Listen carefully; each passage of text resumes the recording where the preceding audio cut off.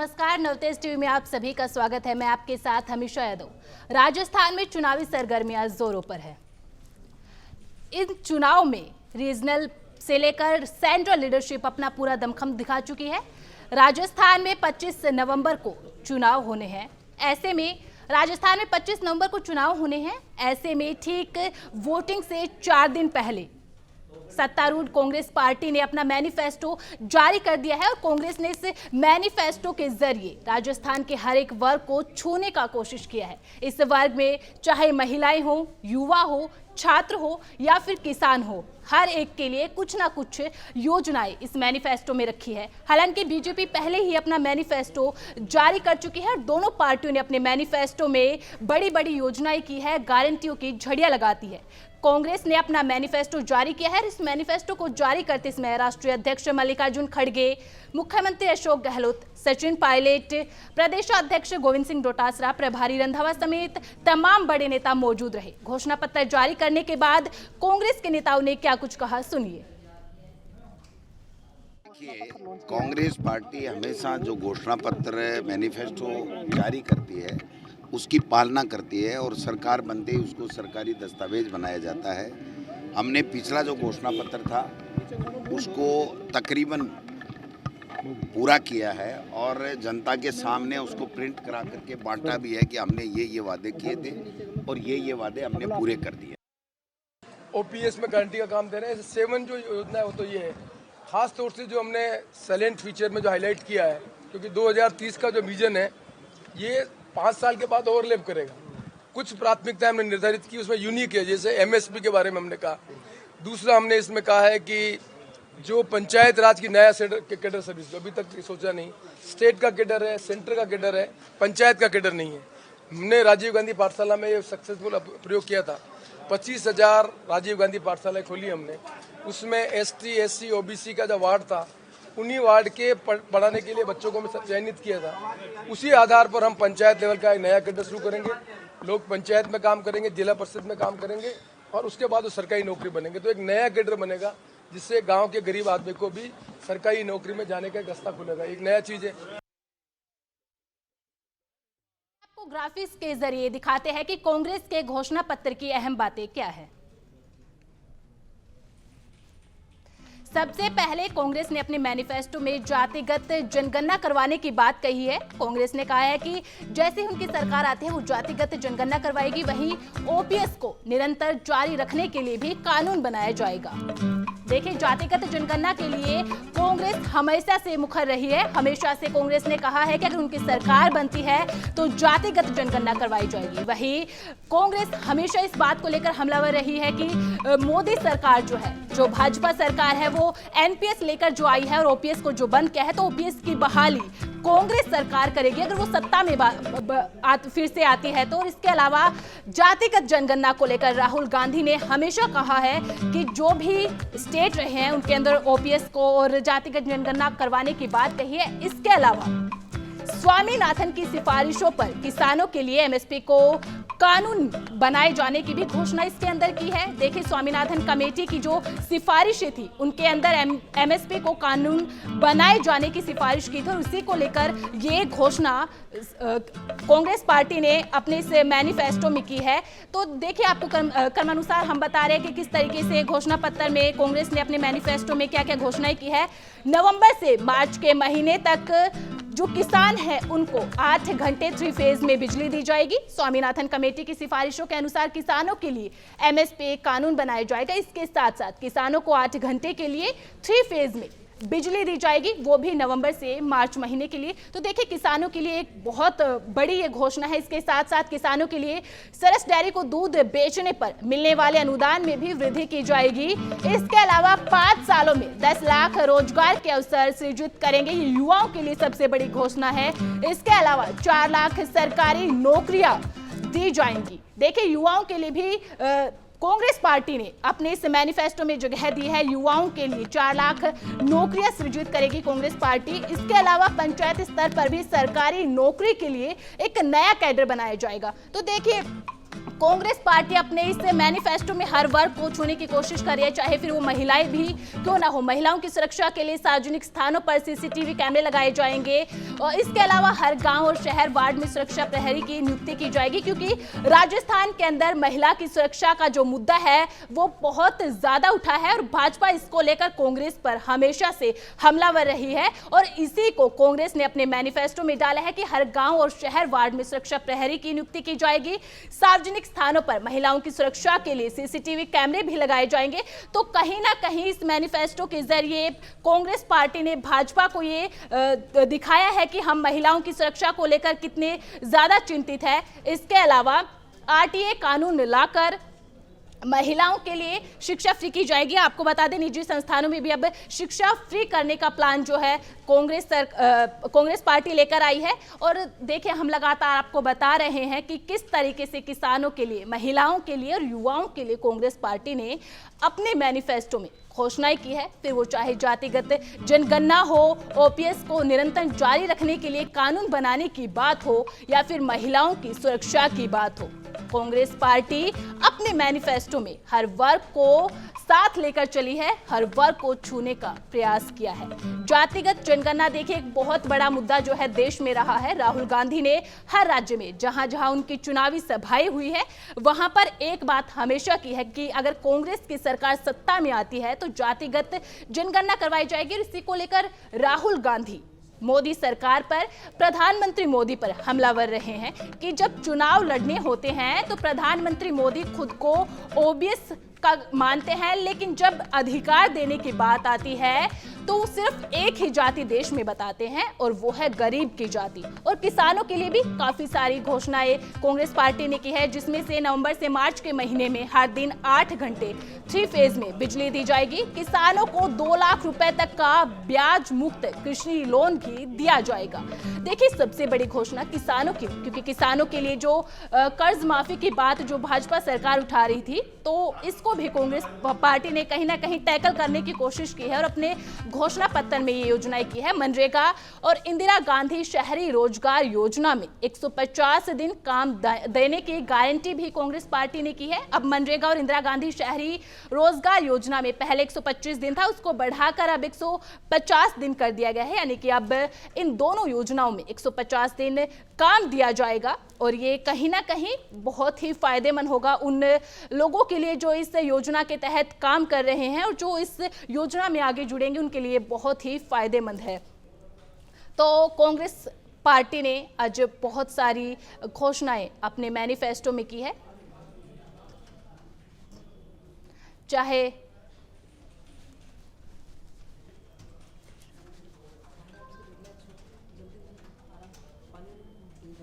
और इस वक्त हमारे साथ फोनों पे बीजेपी प्रवक्ता निधि शर्मा भी हमारे साथ जुड़ चुकी है। निधि जी, देखें जिस तरीके से कांग्रेस ने अपना मैनिफेस्टो जारी किया है और उसके अंदर हर वर्ग को कांग्रेस ने साधने की कोशिश की है, चाहे किसान हो, युवा हो, महिलाएं हो, तो कहीं ना कहीं ये अब कांग्रेस के लिए चुनावी स्तर की तरह काम करेगा। इसको किस तरीके से आप देखती है? देखिए, जैसा इन्होंने शुरू में किया था, सिर्फ झूठे वादे किए थे और कुछ भी के अंदर सबसे पहला पॉइंट था कि लेकिन किसी भी किसान का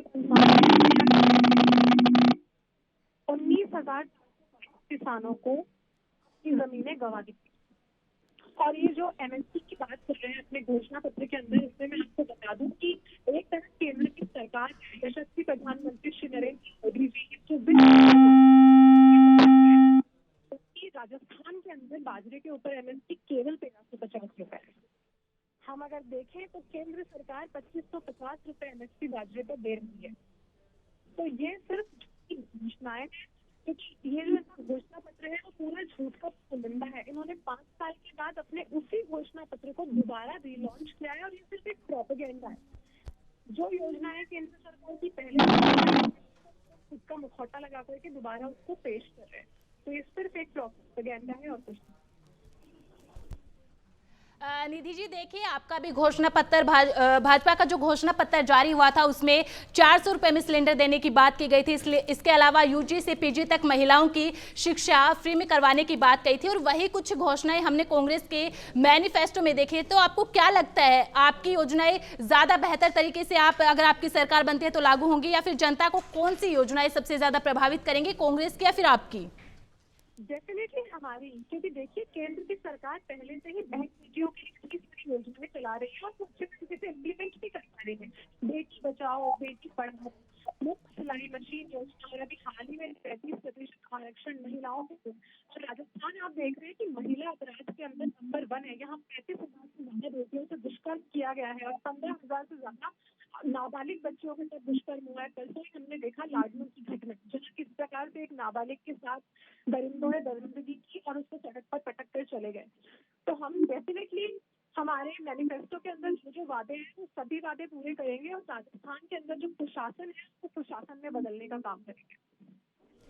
निधि जी, आपके पास लौटेंगे। इस वक्त न्यूज रूम से हमारे साथ हमारी सहयोगी शिवानी शर्मा जुड़ चुकी है, जो कांग्रेस बीट को बहुत बखूबी जानती है, कवर करती आई है। शिवानी, देखिए जो कांग्रेस ने जो मैनिफेस्टो आज अपना जारी किया है, जिस तरीके की घोषणाएं उसके अंदर की है, भाजपा ने भी कुछ उसी तरीके की घोषणाएं की है। क्या लगता है, क्योंकि आखिरी मोहर तो इस पे जनता ही लगाएगी, जनता ही डिसाइड करेगी कि उसको किसकी गारंटी चाहिए, क्या कुछ लगता है, क्या कुछ इम्पैक्ट इन घोषणा पत्र का होगा?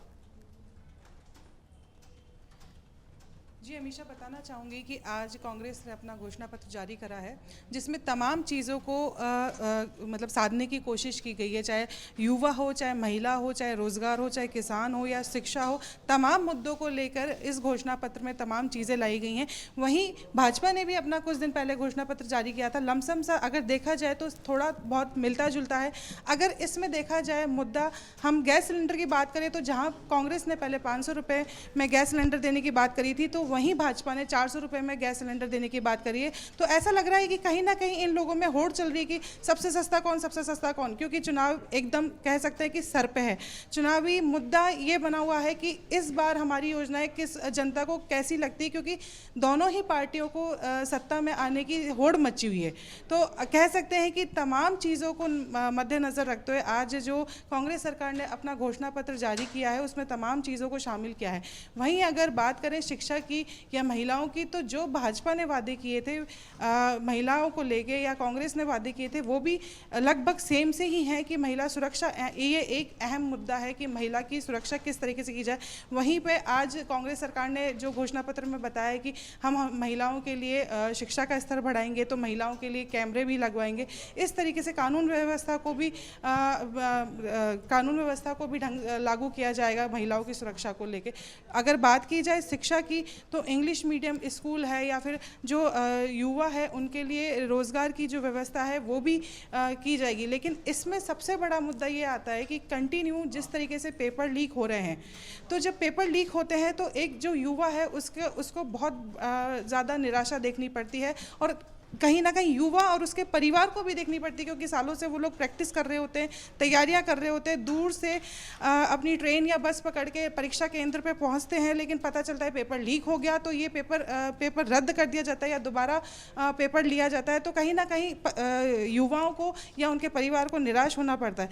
लेकिन मामला है पेपर लीक का, चाहे वो कांग्रेस हो या भाजपा सरकार हो, इस पर नियंत्रण करना बहुत ज़रूरी है, क्योंकि ये कहीं ना कहीं युवाओं के भविष्य से खिलवाड़ किया जा रहा है। बात करें किसानों की, बताना चाहूँगी शिवानी मैं आपसे, आपने कहा कि इतने पेपर लीक हुए हैं और इसमें मैनिफेस्टो में जो कांग्रेस पार्टी है उसने ये कहा है कि हम 4 लाख सरकारी नौकरियां देंगे, इसके अलावा 10 लाख रोजगार देंगे। तो क्या युवा इस मैनिफेस्टो में जो घोषणा युवाओं के लिए हुई है उस पर भरोसा कर पाएंगे? जी, हमेशा बताना चाहूँगी, यही मैं आपको कह रही थी कि पेपर लीक मामला, चाहे वो भाजपा हो या कांग्रेस हो, पेपर लीक मामला एक ऐसा मुद्दा है जो हट ही जाना चाहिए, क्योंकि ये भविष्य, युवाओं के भविष्य से खिलवाड़ है। अब चाहे वो क्योंकि अगर कुछ ही दिन में चुनाव होने वाले हैं, मात्र 2 या 3 दिन बचे हैं चुनाव में, 25 नवंबर को चुनाव होने वाले हैं, आज 21 तारीख हो चुकी है। ऐसे में ये एक अहम मुद्दा बन चुका है कि जो जनता है, मेन जो है युवा, वो किस पर भरोसा करे। भाजपा आती है तो क्या गारंटी देगी कि इस बार पेपर लीक नहीं होंगे?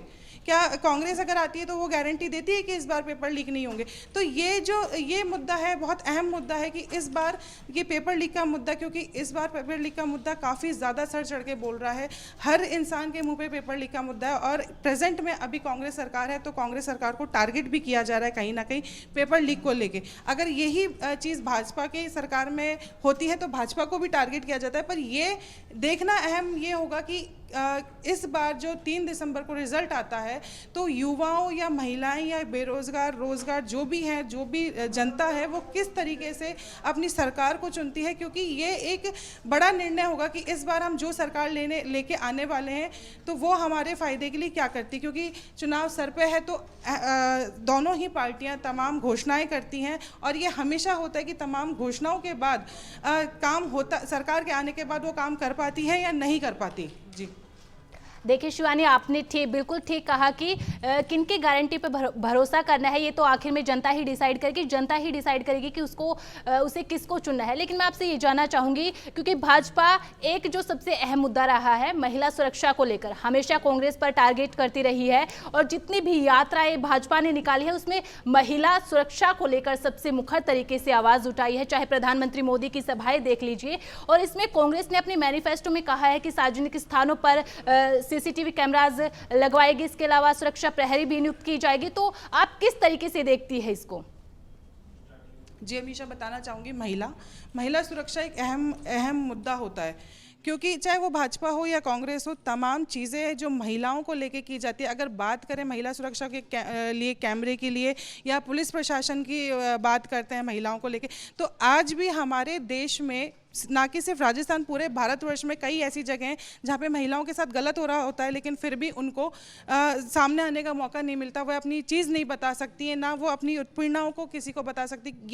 ये सबसे बड़ी दिक्कत एक परिवार में होती है कि हम अपने घर की बेटियों को कमज़ोर करते हैं। तो सबसे पहली लड़ाई जो अगर महिला की है ना, वो अपने परिवार से है कि उसका परिवार इतना सशक्त हो कि उसके परिवार को अगर उसकी बेटी के साथ या बहू के साथ कुछ भी गलत हो रहा है तो उसे आगे करे कि नहीं तू आगे जा, कानून के पास जा।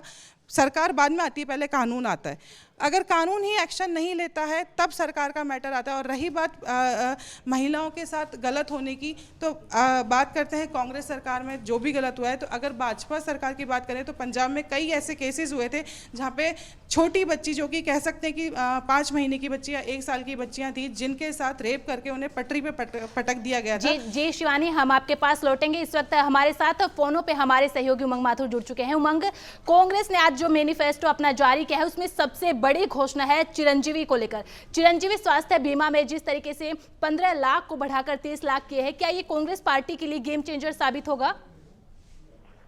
नहीं हमेशा ऐसा नहीं लगता है, क्योंकि चिरंजीवी योजना की अगर हम बात करें, राजस्थान सरकार, खुद मुख्यमंत्री अशोक गहलोत राजस्थान सरकार के तमाम चिरंजीवी योजना का बहुत ज्यादा प्रचार प्रसार कर रहे हैं। और एक और जो इनकी योजना है ओपीएस, जो सरकारी कर्मचारियों की ओपीएस जो इन्होंने चालू कराए, इन 2 योजनाओं का ये प्रमुख तौर पर प्रचार प्रसार कर रहे हैं। लेकिन चिरंजीवी योजना की हम बात करें, 25 लाख से बढ़ाकर उसे 50 लाख किया गया है। लेकिन धरातल पर अगर हम देखें तो एक्चुअल में कितने प्रतिशत लोगों को इस योजना का लाभ मिल रहा है, सबसे बड़ी बात यह है।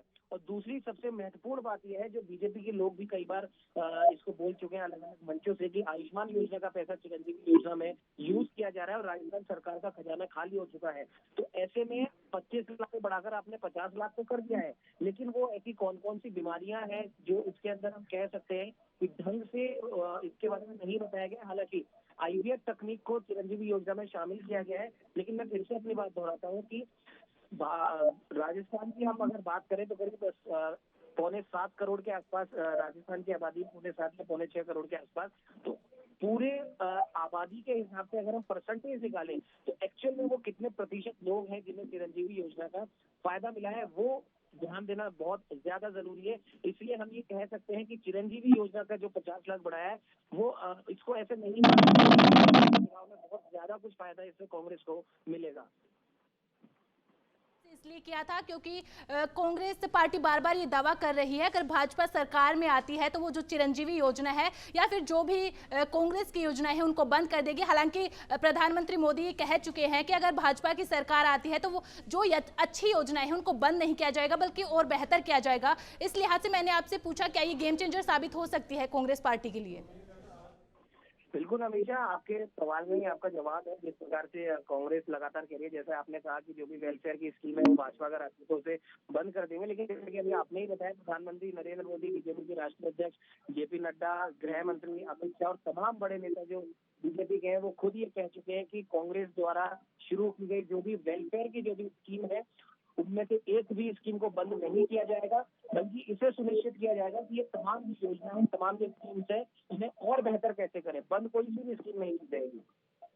उमंग, देखिए राहुल गांधी और मुख्यमंत्री अशोक गहलोत लगातार ये कहते आ रहे हैं, अगर उनकी सरकार रिपीट होती है या फिर अगर हम दूसरे राज्यों की बात करें, मध्य प्रदेश, तेलंगाना, उन राज्यों की बात करें, तो वहां भी राहुल गांधी ने लगातार ये कहा है कि जातिगत जनगणना करवाएगी अगर उनकी सरकार बनती है। और इस मैनिफेस्टो में भी ये कहीं ना कहीं इस चीज को जगह दी गई है कि वो अगर सरकार रिपीट होती है राजस्थान में तो जातिगत जनगणना करवाई जाएगी। तो इससे जनता पर इम्पैक्ट क्या पड़ेगा और खासकर ओबीसी वर्ग पर क्या इम्पैक्ट होगा?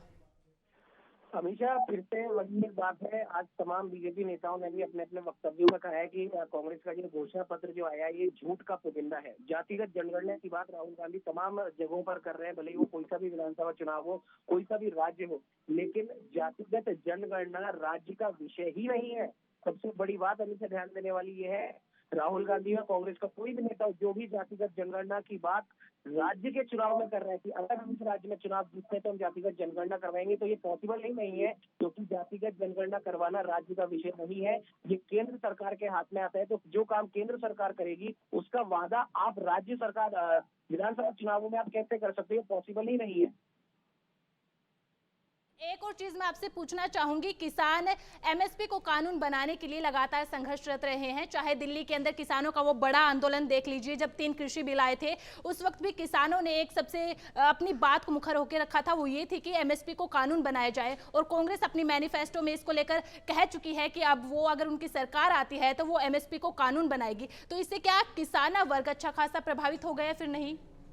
नहीं होगा हमेशा, बिल्कुल भी, क्योंकि अगर आप ध्यान दें पिछले 4.5-5 सालों में हमारे देश में, हमारे राज्य में जो भी घटनाएं घटित हुई है, भले वो किसानों का आंदोलन हो, बेरोजगारों का आंदोलन हो, या फिर हम कह सकते हैं महिला अपराध हो, जितनी भी ये सारी चीजें हुई है जो कहीं ना कहीं कांग्रेस के थिंक टैंक में इन तमाम चीजों को सूचीबद्ध किया। और इस पर ऐसा मेरे को लगता है कि बिना कुछ सोचे समझे इन्होंने अपना मैनिफेस्टो जारी कर दिया है। एमएसपी की जो बात है कि किसानों के लिए एमएसपी, स्वामीनाथन कमेटी की सिफारिशों के मुताबिक एमएसपी कानून लाया जाएगा। अगर आपको ध्यान हो हमेशा, जिस समय कृषि बिल लाए गए थे, 3 कृषि बिल जिसका कांग्रेस ने ही सबसे ज्यादा विरोध किया था, वो कृषि बिल भी कहीं ना कहीं स्वामीनाथन आयोग की सिफारिशों के आधार पर ही बने थे। उसमें भी एमएसपी की गारंटी थी, लेकिन किसानों का जो आंदोलन हुआ वो एक गलत डायरेक्शन में चला गया और उस आंदोलन का सहयोग कहीं ना कहीं कांग्रेस सरकार ने भी किया है। और अगर किसानों का, युवाओं का, बेरोजगारों का, महिलाओं का शिक्षा के क्षेत्र में, चिकित्सा के क्षेत्र में इतना ही सब कुछ करना था, महिला सुरक्षा में इतना ही करना था, तो ये सारी चीजें 4.5-5 साल में धरातल पर नजर क्यों नहीं आई? हमेशा बहुत शुक्रिया उमंग आपका। शिवानी, जिस तरीके से विमेन एम्पावरमेंट को लेकर कांग्रेस सरकार और भाजपा के अंदर वार तकरार ये सब कुछ देखने को मिला है, और इसके अंदर महिलाओं की सुरक्षा के लिए जिस तरीके से कांग्रेस पार्टी ने कहा है कि वो सार्वजनिक स्थानों पर सीसीटीवी कैमराज लगाएगी, इसके अलावा सुरक्षा प्रहरी नियुक्त करेगी, इसके अलावा भी उन्होंने महिलाओं को 10,000 रुपये, इसके अलावा 5 लाख रुपए का लोन देने का जो वादा किया है। क्योंकि देखिए राजस्थान के ऊपर कर्जा बहुत ज्यादा है, क्योंकि आरबीआई ने अपनी रिपोर्ट जारी की थी, उसके अंदर बताया था कि जो पूरे भारतवर्ष के अंदर जो सबसे ज्यादा कर्जा है वो राजस्थान राज्य के ऊपर है। तो ऐसे में क्या इस तरीके की जो घोषणाएं की है उससे राजस्थान के ऊपर और कर्जा बढ़ेगा? जी, हमेशा बताना चाहूँगी कि जैसा कि सरकार ने आज अपनी घोषणा पत्र में महिलाओं को बात करी है कि भाई महिलाओं को दिया जाएगा, पैसा दिया जाएगा, तो इस बारे में अगर कहें तो सरकार से ये सवाल पूछा भी गया था जब घोषणा पत्र जारी किया कि भाई कांग्रेस सरकार से ये सवाल पूछा गया कि राजस्थान पर ऑलरेडी बहुत ज़्यादा कर्जा है, चाहे वो किसानों को लेके हो या महिलाओं को लेके हो, किसी भी मुद्दे को लेके हो, लेकिन अभी बात कर रहे हैं राजस्थान की तो काफ़ी ज़्यादा राजस्थान कर्ज में डूबा हुआ है। ऐसे में अगर बात करते हैं महिलाओं को पैसे देने की, तो इस मैटर में कांग्रेस सरकार ने यही कहा था कि जब अभी तक हम हमारी घोषणाओं को लागू करते आए हैं उसकी भी व्यवस्था हमने की है, तो आगे भी ये हमारे लिए मेन मुद्दा रहेगा और इसकी भी अगर हमारी सरकार आती है तो ये हमारे लिए अहम मुद्दा है जिस पे हम काम करना चाहेंगे। शिवानी, देखिए हमने जैसे कि उमंग से भी पूछा था कि किस तरीके से जो एमएसपी को कानून बनाया गया है किसानों को फायदा हो गया या नहीं, लेकिन उसके साथ साथ जिस तरीके से पिछली बार कांग्रेस ने अपना मैनिफेस्टो जारी किया था और उसमें किसानों की कर्जा माफी को लेकर जो वादा किया था, हालांकि अभी भी कुछ ऐसे किसान हैं जिनके कर्जे माफ नहीं हुए हैं और इस बार मैनिफेस्टो में कांग्रेस ने इस तरीके का कोई वादा नहीं किया है, तो इसको आप किस तरीके से देखती है, क्या किसानों पर इम्पैक्ट होगा? जी हमेशा पिछली बार की बात कर रहे हैं, अगर किसान कर्जा माफ़ की, तो राहुल गांधी जी के खुद का बयान था कि अगर हमारी सरकार आती है तो हम 10 दिन में किसानों का कर्जा माफ़ करेंगे। लेकिन अभी भी कहीं देखा जा रहा है कि राजस्थान में कई किसान ऐसे हैं जो काफ़ी ज़्यादा कर्जे में डूबे हुए हैं और कई किसानों के घर पे ये तक हालत है कि उन्होंने सुसाइड कर लिया और उनके घर पे खाने। मेन मुद्दा यह है कि अब की बार अगर सरकार आती है तो किसानों के लिए क्या कुछ खास रहता है, क्योंकि अभी चुनावी दौर है, बताया जैसे पहले कि 3 दिन चुनाव में बचे हैं, आज घोषणा पत्र जारी हुआ है, तो ऐसे इस टाइम पे चाहे भाजपा हो या कांग्रेस हो तमाम घोषणाएं करेंगी और ये हमेशा ही करती आई है। लेकिन बात ये होती है कि सत्ता में आने के बाद जब सरकार इन मुद्दों पे कब अमल करेगी, क्योंकि अगर बात करते हैं किसान की तो उसे हम अन्नदाता कहते हैं, क्योंकि वो हम सबका पेट भरते हैं, हम सबके लिए हमारे घरों में अनाज पहुंचाते हैं, तो वो हमारे लिए एक अन्नदाता है और अन्नदाता भगवान के समान है। अगर सरकार हमारे भगवान के लिए कुछ नहीं कर पा रही है तो इससे ज़्यादा खराब बात कोई नहीं हो सकती। अब देखना ये होगा कि जब 25 नवंबर के बाद जब 3 दिसंबर को रिजल्ट आता है और इसमें अगर कांग्रेस सरकार वापसी आती है तो क्या जो ये अहम जो योजनाएं, चाहे वो किसानों को लेके हो या बेरोजगारों को लेके हो, युवाओं को लेके हो या स्वास्थ्य को लेके हो, इन मुद्दों पे तुरंत अमल करती है या फिर ये 4 साल का समय निकालने के बाद जो पाँचवा साल आखिरी साल जो कहलाता है उस टाइम पे इन योजनाओं को लागू करेगी। क्योंकि ये चुनावी दौर है, चुनावी मतलब कह सकते हैं कि चुनाव एकदम सर पे चढ़ रखे हैं, तो तमाम घोषणाएं कितनी भी, चाहे वो राशि को लेके हो या कर्जे को लेके हो, तमाम घोषणाएं दोनों सरकार कंटिन्यू करती जा रही हैं। जी शिवानी, आपने बिल्कुल ठीक कहा कि 25 नवंबर को प्रदेश के अंदर वोटिंग होनी है, ऐसे में तमाम पार्टियां अपनी अपनी घोषणाएं कर रही है, लेकिन जनता को डिसाइड करना है कि उसे किसकी गारंटी पर भरोसा करना है और किस सरकार को सत्ता के अंदर लेकर आना है। बहुत बहुत शुक्रिया शिवानी आपका। देखिए 25 नवंबर को वोटिंग होनी है और वोटिंग के पहले कांग्रेस पार्टी और भाजपा ने अपना मैनिफेस्टो जारी कर दिया है। दोनों ने अपने मैनिफेस्टो में गारंटियों की झड़ियां लगा दी है। अब जनता को ये डिसाइड करना है कि उसको किसकी गारंटी पे भरोसा करना है। आप देखते रहिए नवतेज टीवी। नमस्कार।